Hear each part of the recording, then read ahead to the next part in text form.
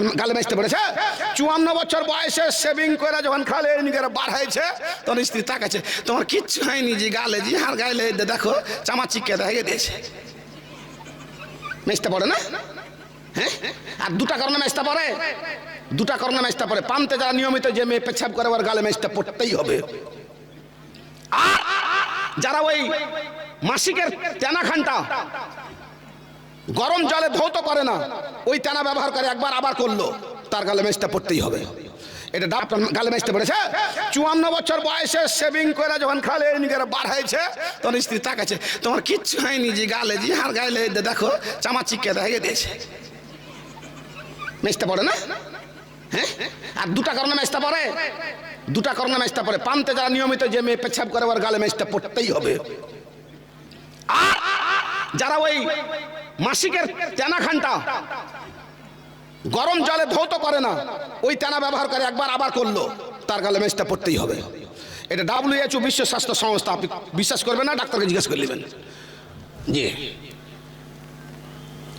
আল্লাহ রাব্বুল আলামিন বললেন, পৃথিবীর মা, তোমার মা তোমার খালাকে আমি অলংকারে অলঙ্কৃত করেছি, কিয়ামতের কোটে তাদের সোনা পটে দেওয়া হবে না। পৃথিবীর পুরুষ মানুষকে আমি অলংকার দিই নাই, হ্যান্ডসাম বানিয়েছি, সুন্দর বানিয়েছি, ফেয়ার এন্ড লাভলি লাগে না, মেকআপ করা লাগে না, কোনো কিছু লাগে না, ওদেরকে সুন্দর বানিয়েছি। যতই বয়স হোক না কেন, বান্দিরে তোমার স্বামীকে আমি অলংকার দিয়েছি। তার রাগটা আপনার অলংকার পুরুষ মানুষের। স্ত্রী যদি ভুল করে তো একটু রাখতে হবে।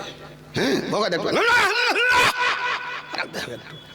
মানুষে বলে কুকুর কামড়ালে কি কুকুরকে কামড়াইতে হয়, এটা ভুল থিওরি, থিওরিটা ভুল। মানুষ আগের যুগে বলেছে 1 লদি 1000 কোষ, বলেছে না ভাই?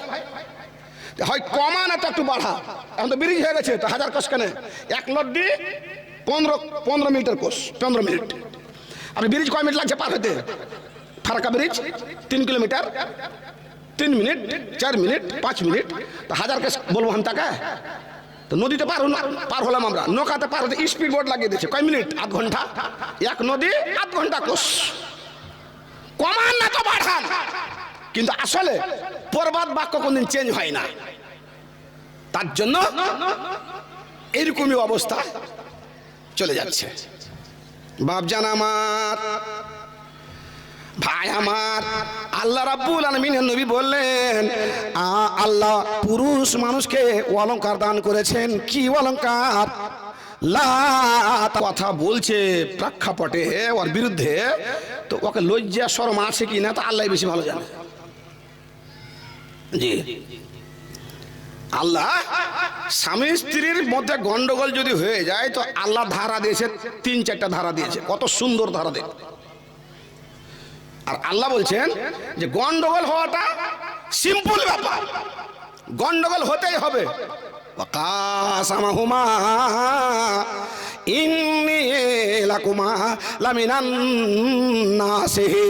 নাসিহিন। শয়তান যা আছে পিছন দিকে জান্নাতে চলে গেছে শয়তান, আর আদম হাওয়া বসে আছে আর ওকে ফুসকুনি মারছে আর মেসেজ দিচ্ছে, ওই জান্নাতের যে গহমের ফল আছে না, খাও খাও খাও খাও, না খেলে আল্লাহ জান্নাত থেকে বের করে দেবে। একদম কোরআন বলছে কাসামাহুমা, কসম দিচ্ছে, ইন্নী লাকুমা মিনান নাসিহিন, তোমাদের জন্য নসিহত করার জন্য এসেছি, আমার কি যায় আছে। আর কাঁদছে আলেম, বড় বড় টুপি মাথায় দিয়ে শয়তান ওখানে চলে গেছে। জি বাপজান আমার, ভাই আমার, আল্লাহ পাকে নই বলে গেলেন, পাপ করা বড় কথা নয়, গন্ডগোল হওয়া বড় কথা নয়।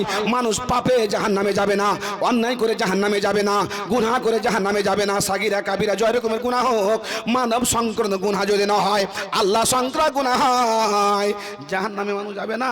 জাহান্নামে যদি যায় আল্লাহর কাছে ক্ষমা না নেওয়ার জন্য যাবে জাহান্নামে। ইয়া আইয়ুহাল্লাযিনা আমানু তুবু ইলাল্লাহি তাওবাতান নাসুহা।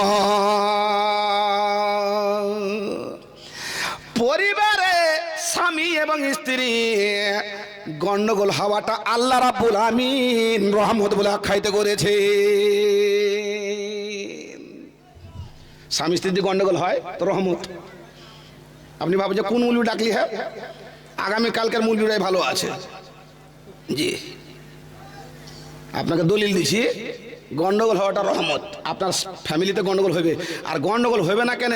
ওকে যে আল্লাহ পূর্ণতা দান করেনি, ওকে মাল্টিফোকাল ব্রেন দান করেছে। আপনার স্ত্রীকে মাল্টিফোকাল ব্রেন, মাল্টিফোকাল, আর আপনাকে ইউনিফোকাল। জি, মেয়ে ছেলে কে আপনি একটা ছেলেকে একদিকে দাঁড় করবেন, সাক্ষী দিবে, একটা ছেলেরই সাক্ষী, দুটা ছেলে সাক্ষী দিবে, কিন্তু দুটা মেয়ের সাক্ষী হবে না। একটা মেয়ে, একটা ছেলে একদিকে সাক্ষীতে দাঁড়িয়ে গেছে, অপর দিকে আরেকটা মেয়ে দাঁড়িয়ে যাবে, সাক্ষী হবে না, দুটা মেয়ে দাঁড়াতে হবে। কারণ যে ওর যে মাল্টিফোকাল ব্রেন, অর্ধেক ইমান ওর, তার জন্য ও শুনে যতটা ভুলে অতটা, আর পুরুষ মানুষ শুনে যতটা মুখস্থ করে অতটা। তার জন্য একটা মেয়ে ছেলে যদি সাক্ষী দেয় তো ডাবল লাগবে একদিকে, অপর দিকে একটা ছেলেকে লাগবে। জি, আল্লাহ রাব্বুল আলামিন ওই বললেন, আল্লাহ রাব্বুল আলামিন বলছেন, বান্দারে আমার তুমি মনে রাখো, যখন তোমার স্বামী স্ত্রীতে গন্ডগোল হয়ে যাবে, গন্ডগোলকে রহমত মনে পাই যখন না, তখন তুমি তাকে করো কি? নসিহত করো। এই ধারা নম্বর 1, বুঝাও, আগে বুঝাও, ভালো করে বুঝাও। এই গন্ডগোল করতে হয় না। তোমার ভাইয়ের বেটি আসলো, তুমি ওকে শিরা খাওয়াইলা, বড় বড় চাকা খাওয়াইলা, আর আমার বোনের বেটি আসলো তো তুমি ছোট্ট ছোট্ট পিসগুলো দিছো কেন? এরকম দুনিয়াতি কেন? তোমার বোনের মেয়েকে যেমন তুমি শিরা দিলে, তো আমার বোনের মেয়েকে শিরা দাও। তোমার বাবা ভাই যখন আসছে আমার বাড়িতে, তখন তুমি ভালো মন্দ খাওয়াচ্ছ, আর আমার বাবা ভাই যখন আসে তখন তুমি ভালো খাওয়াচ্ছ না। এটা ও করবেই, গ্যারান্টি কথা। কারণ ওর পূর্ণতা নাই। পৃথিবীর বুকে 4টা মেয়ে ছেলে পূর্ণতা। আল্লাহ নবীর দরজা দিতেন, এদেরকে এত পূর্ণতা দান করেছিলেন, কিন্তু নবী দরজা না দিয়ে, নবী না বানিয়ে, নবীর টাইটেলটা দিয়েছেন হাওয়া আলাইহিস সালাম, হাওয়া আলাইহিস সালাম, মারিয়াম আলাইহিস সালাম, আসিয়া আলাইহিস সালাম। জি, এই করে 4টা মেয়েকে পূর্ণতা ছিল পৃথিবীর বুকে। আর কোন মেয়েটাকে আল্লাহ রাব্বুল আলামিন পূর্ণতা দান করেন নাই। বাপজান আমার, ভাই আমার, আল্লাহ রাব্বুল আলামিন বলছেন, বান্দিরে আমার, তোমার জন্য 3-4খানা ধারা দিলাম, ফায়জুহুন না, আমার বান্দাকে বলে দিলাম গন্ডগোল হয়েছে, যেমন তোমার গন্ডগোল করা হক, আমার বান্দিরও হক। যদি গন্ডগোল হয়ে যায় তাহলে 3-4খানা ধারা তুমি অবলম্বন করো। তোমার স্ত্রীকে মারিও না, ধরিও না, তালাক দিও না, ফায়জুহুন না, তাকে বুঝাও, তাকে বারবার বুঝাও। কারণ যখন কোনো জিনিস টেড়া হয়, কোনো জিনিস যখন গন্ডগোল থাকে, কোনো গিরা লেগে যায়, ফাঁস লেগে যায়, দড়িতে পরিশ্রম করে কত রকম করে তাকে ছুটানো হয়। তোমাকে আমি আল্লাহ রাব্বুল আলামিন টেড়া হাড্ডি থেকে সৃষ্টি করেছি সোজা করার জন্য, বারবার চেষ্টা লাগে তার জন্য। আমার বান্দার জন্য, তোমার জন্য আমি 3খানা ধারা দিয়েছি, ফায়জুহুন না। আমি বলেছি, ও আমার বান্দা, তোমার স্ত্রীর সঙ্গে গন্ডগোল হয়ে গেলে তুমি হাত ছেড়ে দিও না, তাকে আগে বুঝাও। বুঝার ফের কয়েকটা স্তর আছে। বুঝালেন, বুঝার মধ্যে আপনি নিজে বুঝালেন, আপনার মাকে দিয়ে বুঝালেন, আর আব্বাকে দিয়ে বুঝালেন, হলো না। তখন কি বলছে আল্লাহ? ওয়াজরহুন না ফিল মাজাজে। তখন তুমি করো কি? তোমার স্ত্রী বুঝলো না, গন্ডগোল হয়ে গেছে, সংসার অচাল হয়ে গেছে, পৃথিবীর বুকে ভালোবাসার বস্তু, পৃথিবীর বুকে সব চাইতে উপভোগের জিনিস, 1 নম্বর মাল, সাগর সিঁচন মানে ও তোমার সঙ্গে যখন বচাসা হয়ে গেছে, তখন তুমি করো কি? ওয়াজরহুন না ফিল মাজাজে। তখন তাকে বিছানা তার জন্য আলাদা করে দাও। কোচে মৌলী সাহেব, এটা কোন বিচার? আল্লাহর বিচার। একদিন করে দেখেন, আপনার সাথে বাহাদুরি করছে আপনার স্ত্রী, হ্যাঁ, আপনি বিছানা আলাদা করেন, হ্যাঁ, ফের বিছানা ফের যদি ওয়ারি হয় তখন আলাদা হবে না। হাঁড় বাপের ছাপের খাট, হাঁড় বাপ গদি দিয়েছে, আর তুমি ফের হাঁক আলাদা করছো, হ্যাঁ? তুমি তোর বাপ মামার খাটে শুতো, হাঁড় বাপ মামার খাটে আমি শুধবো, ভালো কথা। ওর খাটাকে ছেড়ে দেন, আর ওই মাটি থেকে রান্নাঘরে বাথরুমে চলে যান একটা বালিশ দিয়ে, পায়খানাতে ছালা ঢুকিয়ে দেন 3-4খানা দিয়ে বাথরুমে শুতেন আপনি, আর দেখেন ওর পাঁড় ঘষ্টন কত শুরু হবে। হ্যাঁ, কঠিন ব্যাপার গো, এটা আল্লাহর ধারা, সিএ, এটা পৃথিবীর সিএ। এমন একটা জ্বলনদাহি শুরু হবার মধ্যে আমি আপনাকে বলছি, আল্লাহ রাব্বুল আলামিন বলছেন, বান্দারি আমার, ওয়াজরহুন না ফিল মাজাজে, বিছানা আলাদা করে দাও। তুমি তখন বুঝতে পারবে তার মনটা ছোট, তার ঈমান ছোট, এবং আমি আল্লাহ রাব্বুল আমিন ওকে আমি হীনমন্যতা দিয়ে আমি পৃথিবীর বুকে পাঠিয়েছি বলে তোমার জন্য ছুটাছুটি করবে, 1-2 রাত পর্যন্ত ও সহ্য করতে পারবে না। আয়েশার বাড়ি, মায়েশার বাড়ি, আল্লাহর নবী আয়েশার ঘরে যাবেন। আয়েশা তখন একে বলছেন, অন্য একটা সতীনকে বলছেন, সম্ভবত কি মৌলানা সাউদানা হাফসা কি ছিল ওটা মেয়েটা মনে আসছে না, ওকে বলছে যে বুবু আল্লাহর নবী আমার আজকে বাড়িতে আসে, তোমার ঘরখান সুন্দর ঘর, খুব ভালো ঘর, তো তুমি আমার ঘরখান চেঞ্জ করো আমার জন্য, আমার সাথে, আমার খারাপ ঘরখানা তুমি নাও আর তোমার ভালো ঘরখানটা আমাকে দাও। তখন ও বলছে হ্যাঁ নাও, নবী আসবেন তো কোনো ব্যাপার হলো। আল্লাহর নবী তো জানছেন না যে আয়েশা ঘর বদল করেছেন, আর আল্লাহ নবী ঢুকে গেছেন কার ঘরে? আয়েশার ঘরে। আয়েশার ঘরে আছে কে? অন্য স্ত্রী। আর আয়েশা কার ঘরে গেছে? যার সঙ্গে ঘর বদল করেছেন ওর ঘরে চলে গেছেন। আর যাহা আল্লাহ নবী ঢুকে গেছেন ঘরের মধ্যে, আমার নবী দয়ার নবী আসরের পরে নামাজ পড়েছিলেন সারা জীবন ধরে। তাহাজ্জুদের নামাজ আল্লাহ পাক নবীর জন্য ফরজ ছিল, যে আমল খান আল্লাহর নবী করে নেন সারা জীবন ধরে করতে হয়। আমার নবী দয়ার নবী নবী মুহাম্মদ মা আয়েশার ঘরে ঢুকে গেছেন, দেখছেন মা আয়েশা সেখানে নাই, হতভম্ব হয়ে গেলেন, কিন্তু আর উনি বের হতে পারলেন না, ঢুকে গেছেন বলে বের হলেন না। আল্লাহ নবী ওখানে বসে আছেন, মা আয়েশা খবর পেয়ে গেছেন আমার ঘরে না ঢুকে আমার সতীনের ঘরে ঢুকে গেছে। বুখারী শরীফ হাদিস, মন তাকাতে এসছে দু জায়গাতে। জি, ওর বাড়িতে ঘুমাবে সতীনের বাড়িতে, জি, ওর পাশে ঘুমাবে না, ওর বাড়িতে ঘুমাবে না, খাওয়া দাওয়া করেছে, এটা সহ্য হবে? সহ্য হচ্ছে না। তখন কত রকমের কটবিস এসে করতে করতে শেষ মুহূর্তে একটা অস্ত্র প্রয়োগ করছে। ওই ঘরগুলো তো ভাঙাচোরা ঘর ছিল। মা আয়েশা পাখানাকে বের করে দিয়েছেন, টাটির ফাঁক দিয়ে, খেজুরের ফাঁক দিয়ে বের করে দিয়ে উনি বলছেন জোরে জোরে, ওরে সাপ ওরে বিচ্ছু, এই যে পা বের করে দিয়েছি তুই আমাকে দংশন করে নে, আমাকে খেয়ে নে। আর জোরে জোরে আল্লাহ পাক নবীকে শোনাচ্ছে। আল্লাহ মুচকি মুচকি হাসছেন, আরে পাগলি, ভুল কি আমি করেছি?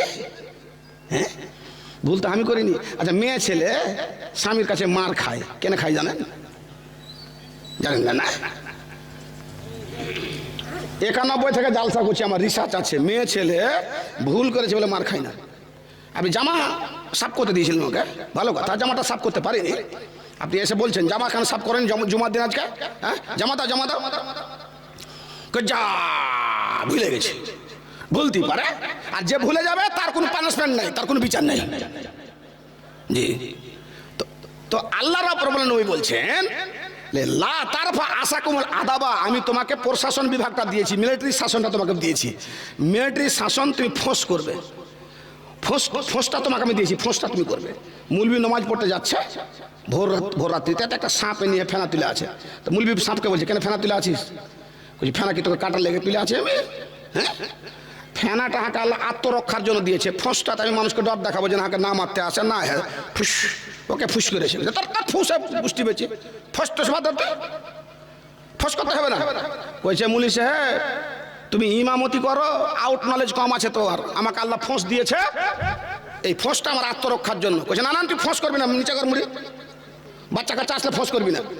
মুলবি ওখানে নামাজ পড়ার পরে বাচ্চা ছেলেকে পড়াচ্ছে, আর সকালে উঠে আর 2-3টে ছেলে চলে যাচ্ছে আম কুড়াতে, কোথাতে দেখছে তো এই সাঁপার ফোঁস টোস করে না, তো ও ছেলে পিলা কলমু দিয়ে লড়ালছে ওকে, তো ওকে ফোঁস করতে নিষেধ করেছে না, তো ফোঁস করতে নিষেধ করেছে, তার নড়াচড়া করে না, তো এদিকে লাঠি উঠেছে, নড়ে না, ফোঁস করে না। তখন ছেলে পিলে কি, আবে সাপটা জোরে আছে বে, কলস ছাড়বে বে, বলা বলি করে না। আরেকজন উল্টা করছে, আবার এই করছে, আরেকজন ইট লিয়ে এসে নিকেছ মেরে দিয়েছে, আর যাহা মেরে দিয়ে আবার কল্লাতে লেগে যায়। মৌলবি 10টার সময়তে রুটি খেয়েছে জাগিনের বাড়িতে, আর খাওয়া দাওয়া করার পরে 350 টাকা পান দিয়ে চাপার করতে করতে হলার চাপছাড় চলে আসছে। আস্তে আস্তে দেখছে তো সাপ, দেখছে তোর কল্লা, সাপকে কইছে তোর কল্লা কেন ঘুরে আছে, হয়েছে তোর, কইছে তোর মতো গজুয়া মুলবি লেগে হার কল্লা ঘুরেছে। তোকে আমি বলিনি যে ফোঁসটা আমার আত্মরক্ষার জন্য। আল্লাহ রাব্বুল আমিন মেয়ে ছেলেকে অলংকার দান করেছেন, সোনা পরান, গলাতে পরান, নাকে পরান, মহিলা গিয়ে দিয়ে ওপর তালাতে কানে ফোড় দিয়ে পরিয়ে দেন। আল্লাহ রাব্বুল আমিন মেয়ে ছেলেকে বিভিন্ন রকমের অলংকার দিয়েছেন, শাড়ি পরান, আপনি তাকে মেকআপ করান, বাড়ির মধ্যে যত রকমের যা কিছু করান করান। আল্লাহ রাব্বুল আমিন ছেলে মানুষকে এত সৌন্দর্য বানিয়েছে, পৃথিবীর মধ্যে যত সৌন্দর্য আছে পুরুষ মানুষকে এক ভাগ দেওয়া হয়েছিল, আর এক ভাগ মেয়ে ছেলে সারা পৃথিবীর মানুষকে দেওয়া হয়েছে। যাকে সৌন্দর্য এক ভাগ দেওয়া হয়েছিল তার নাম হচ্ছে ইউসুফ আলাইহিস সালাম।